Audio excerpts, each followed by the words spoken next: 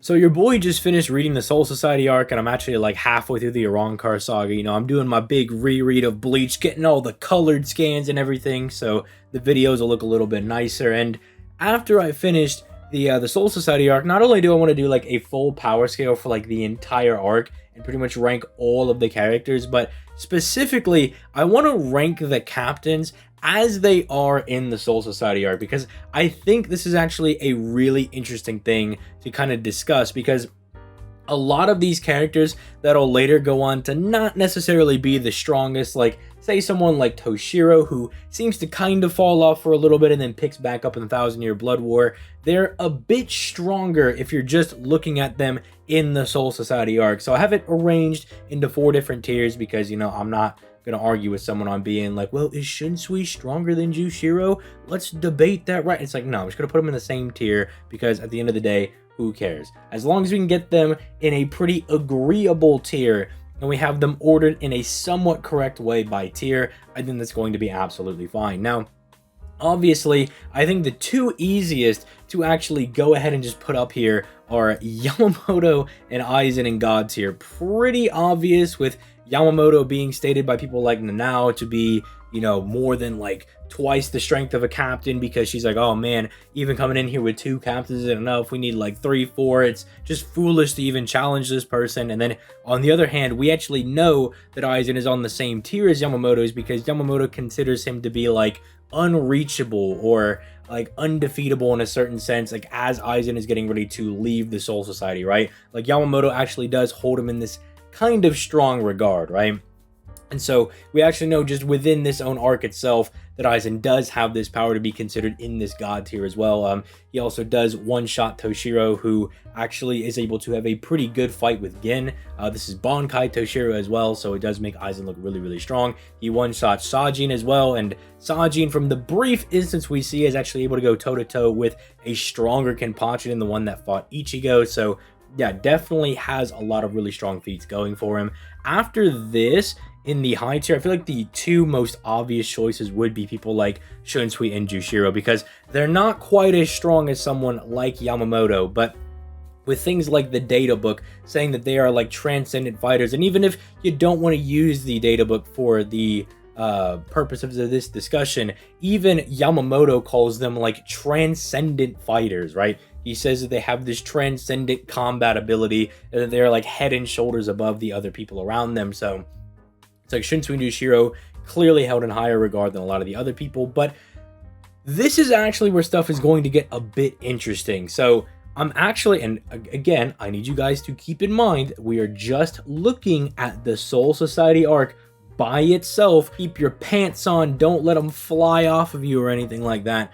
But Soifone does fight Yoruichi, and Yoruichi, especially in the Soul Society arc, is absolutely insane. People forget that Yoruichi, alongside people like Shunsui and Jushiro and Yamamoto, also has a statement calling her a transcendent fighter, except whereas Yamamoto is transcendent because of his Zanpakuto, and Shunsui and Jushiro are kind of like these transcendent fighters. It's Yoruichi has hit this transcendent level when it comes to her martial arts and hand-to-hand combat style. And Soifone, people forget, before, Yoruichi pulls out Shunko and just absolutely bodies Soifone, that Soifone was actually giving Yoruichi a bit of a hard time.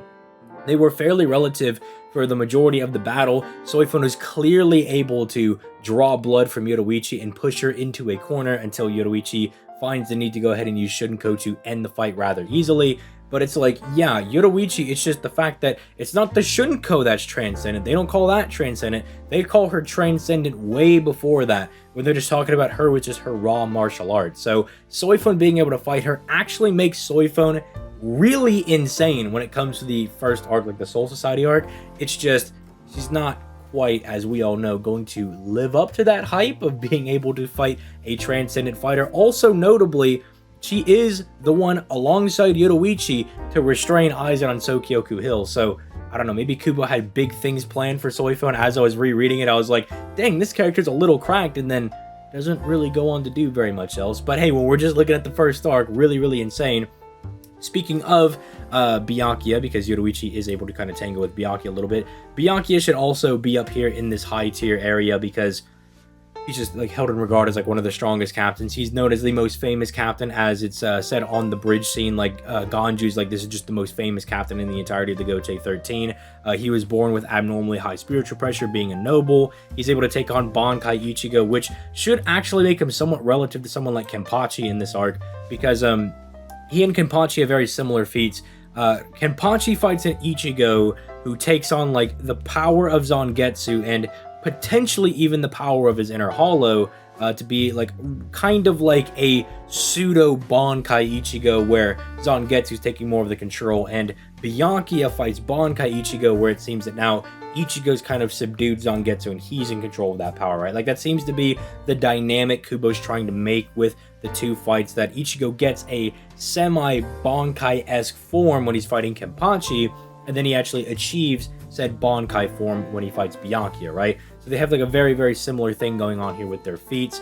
Kenpachi also, though, maybe you could argue this is a bit better, goes on to fight, you know, Sajin and Kaname, and pretty much just beat them both fairly easily. Well, let's not say that about Sajin, because, you know, he and Sajin scrapped for a little bit, and then Sajin dipped to go, you know, back to Sokyoku Hill. But it's like the fact that like when he pulled up and they were looking at like the two assistant captains and Sajin and Kaname, and they were like, bro, that's 4 captain class people, and Kenpachi's like, yeah, I could take them on, and everyone else is like, well, yeah, he could, but you know, you got Ikaku and Yumichiko who are like, well, we also want to fight as well. So kind of makes sense. They're very just aptly gassing up Kenpachi. They also say he's like the leader of the strongest division. They blatantly say that like Squad 11 is like the strongest, the toughest division, right? They're the main combat guys. So yeah, it looks really weird, I'm not gonna lie, with Soifun being up here. Like, it really bothers me, but dude, I'm not the one that wrote the series. I'm not the one where Kubo is like, I'm gonna have Yoruichi fight with Byakuya and then also have Yoruichi be a transcendent fighter. Like, I'm not the one who did that, man. Then following this, we kind of have the people that just have mid-tier showings, right? Like, these guys are just like actual just like your Toshiro, your Gin, your Sajin, and then your Kaname, right? Like, these 3, or at least these 4, like, pretty objectively, they just seem to be, like, kind of, like, just good, like, benchmark captains, right? Which is, again, very weird, because if we use our foresight, we know that later on in the series, Gin becomes very, very crazy. But in this arc, Gin's showings are really, like, he cuts off Jidambo's arm, and yeah, Jidambo's pretty strong. They're saying, like, he can kill a couple hollows with the swing.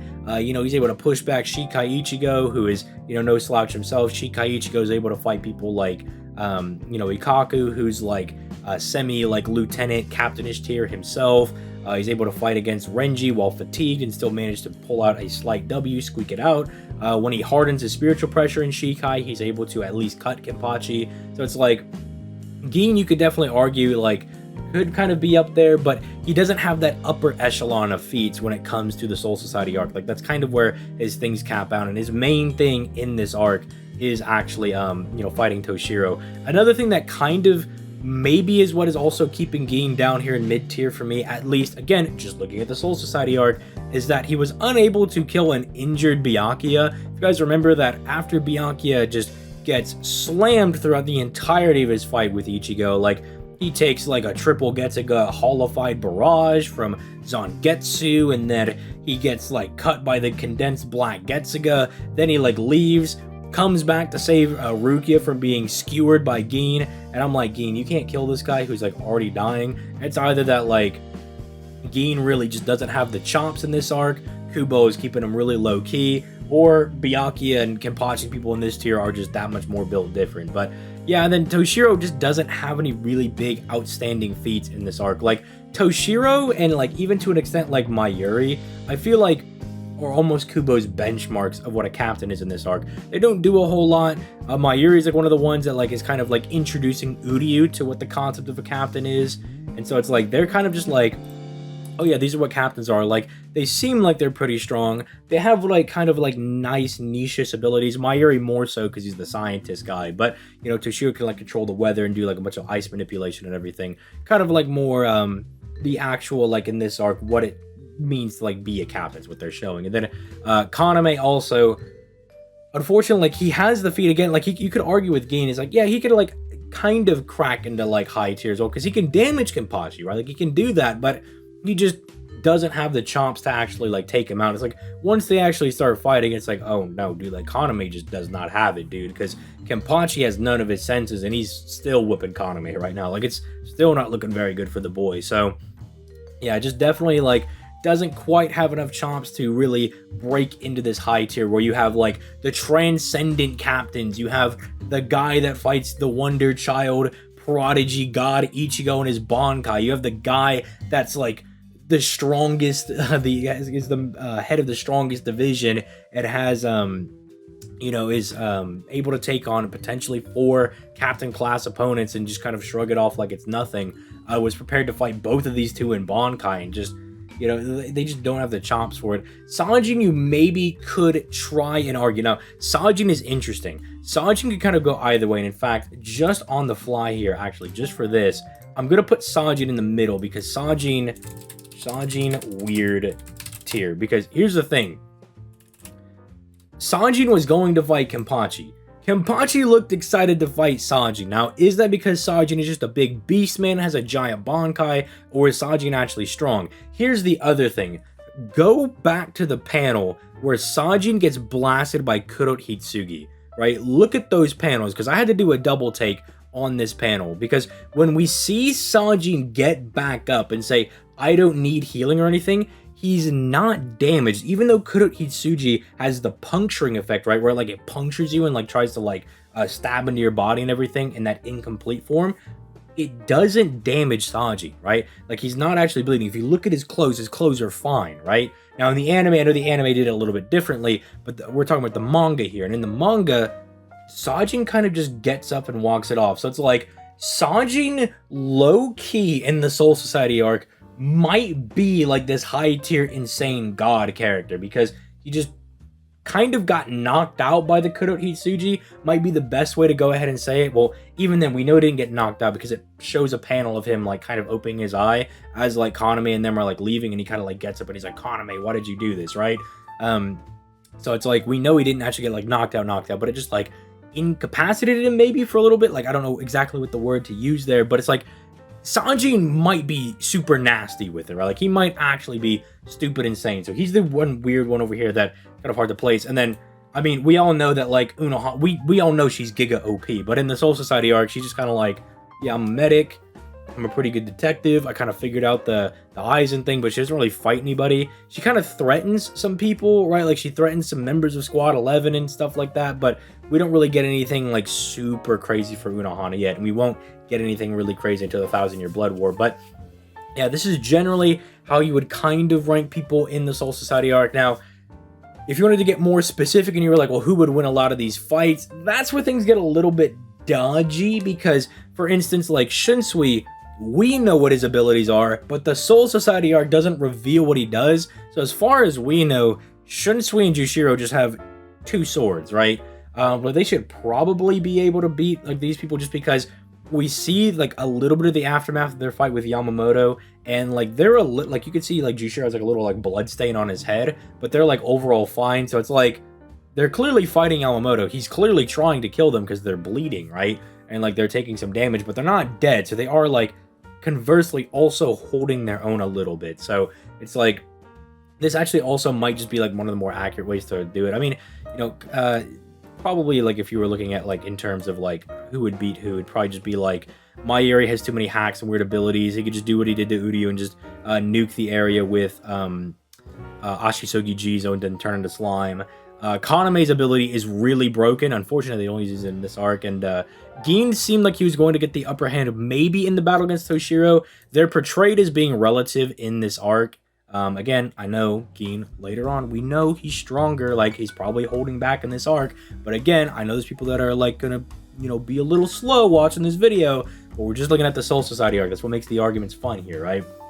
makes it a really fun discussion. So it's like, maybe you could imply he was going to win it here. Maybe he was going to take it over Toshiro over here. You could also argue that like it looked like Toshiro had Gin locked down, and that's why Gin decided that he actually needed to go after Momo. So it's like, well, would Gin do a different strategy? Maybe just be a bit more direct in attacking Toshiro if Momo wasn't there, and he would have ended up in that position. You can kind of debate that, and like it's more to like character motivation and how the two of them actually have a fight, right? But that's getting really semantical about like these two being really relative and who would actually win that fight right there. But it's just like these two are still like in the same relative tier as them. It's just they have abilities, so they're more than likely going to win. If you have a bunch of characters that are all relative, but two of them have abilities, they're probably gonna have the edge in that fight, right? Especially because their abilities are both really nasty. Their abilities are both very, very good. But with that being said, hope you guys enjoyed. Let me know what you guys think in the comments down below. Feel free to come join the Discord in the description down below. I'm sure other people want to kind of discuss the list, because anytime I drop a video like this, people go in the training grounds and they're like, well, yeah, would Aizen actually beat Yamamoto in the arc? And people get to have those debates, and I love being able to spark that for people over there. But yeah, hope you guys are enjoying the video. Like, subscribe, all that good stuff. And I'm gonna go study for my finals, so you guys enjoy this video that I'm just kind of like trying to throw out there for you guys while I go study. So yeah, you guys have a nice day. Peace, late guys.